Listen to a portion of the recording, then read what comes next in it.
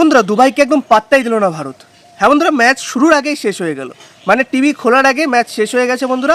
প্রথমত ভারত এখানে টস জিতে প্রথমে বলিংয়ের সিদ্ধান্ত নেয় এবং যখন আমরা প্লেইং 11 দেখি তখন আমরা অনেকটা অবাক হই এবং রাগ হই যে কেন আশদীপ সিং নেই। হ্যাঁ বন্ধুরা, কেন আশদীপ সিংকে নেওয়া হয়নি, যিনি খুব ভালো বল করেছে টি-20তে, ভারতের সর্বোচ্চ উইকেট টেকার হয়েছেন।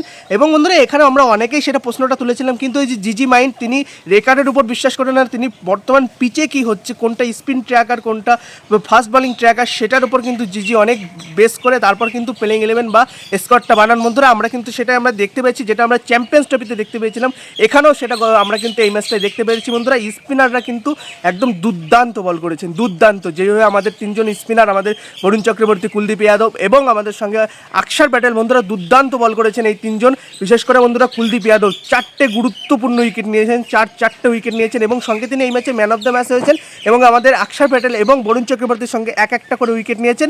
এবং বন্ধুরা জাসপ্রীত বুমরা 3 ওভারে 19 খেয়েছেন এবং সঙ্গে যেভাবে তিনি একটা উইকেট নিয়েছেন, ইয়ারকারটা মেরেছেন, সেটা শুধু ওই বলটা একমাত্র খেলতে পারেন শ্রেয়স আয়ার, আর কেউ বন্ধুরা খেলতে পারবেন না ওই বলটা, মানে দুর্দান্ত আনপ্লেয়েবল একদম একটা ইয়ারকার মারলেন বন্ধুরা। এবং তারপরে আমাদের এখানে ভারত কিন্তু শুধুমাত্র বুমরার উপরে অ্যাজ এ ফাস্ট বোলার কিন্তু ডিপেন্ড করছে না, এখানে আমাদের বাকি দুইজন অলরাউন্ডার হার্দিক পান্ডিয়া, শিবম দুবের উপর কিন্তু তাদেরকে ভারত কিন্তু এখানে ফাস্ট বলার হিসেবে দেখছে বন্ধুরা।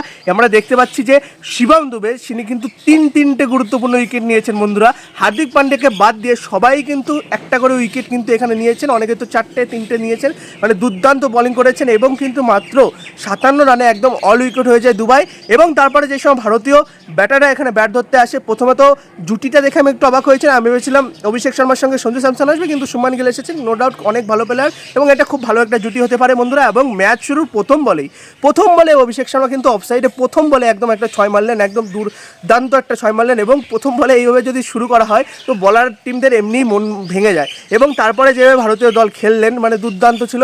এবং তারপরে একদম ইজি ম্যাচটা কিন্তু ভারত জিতে যায়। 16 বলে অভিষেক শর্মা 30 করেন, যদিও তিনি আউট হয়ে যান। তারপরে আমাদের শুভমান গিল 8 বলে 20 করেন এবং সূর্যা দাদা কিন্তু একদম 6 মারে ম্যাচটা শেষ করে দেন, মানে একদম শুরু করেন 6 দিয়ে, শেষ করেন 6 দিয়ে, মানে দুর্দান্ত প্রথম জয় একদম ভারত কিন্তু দুর্দান্তভাবে একদম পকেটে নিয়ে নেয় বন্ধুরা।